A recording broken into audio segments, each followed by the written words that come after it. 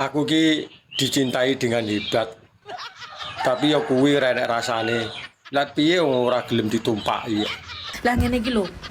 Nyapa? Ngene iki lho matane asu jan picek matane. Glogok jaran dipisui aku. Wong lanang modelan ngene iki lho janan. Lah wong saiki nggonku sesuk ya nggonku ae lho. Picek tenan. Lah jenenge cintai apa-apa kan ya gelem. Wong lanang jaman saiki yo anjen kok ngene lho, Rek. Lah wong jenenge ya normal lho. Ya duwe rasa pengen barang. Sabar-sabar oh, dadi wong wedoke sabar-sabar oh.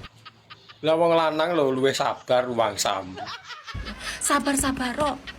Wong lanang jaman saiki ki diwehi ati malah njaluk pepek. Lah piye wong tarah sak paket lho. Diwehi ati malah njaluk fefek ki yo ngene iki. Mas, mbok yo ngerti yo. Lah wong lanange kurang ngerti apa, Jal. Wedokanmu ki lek gak gelem ditumpaki iki menjaga kesuciane demi awakmu sok mbene. Lah wong sok mben karo saiki lho ya padha ae. Sing ngrasakne lho ya aku.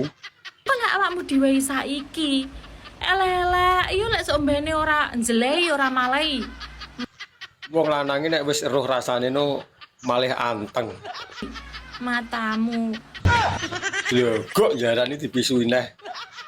Lek saiki bolak-balik numpaki engko pas anu sisuke ngomong, "Malah Dek, aku tak golek rasa liyane, rasamu wis koyo ngene ae."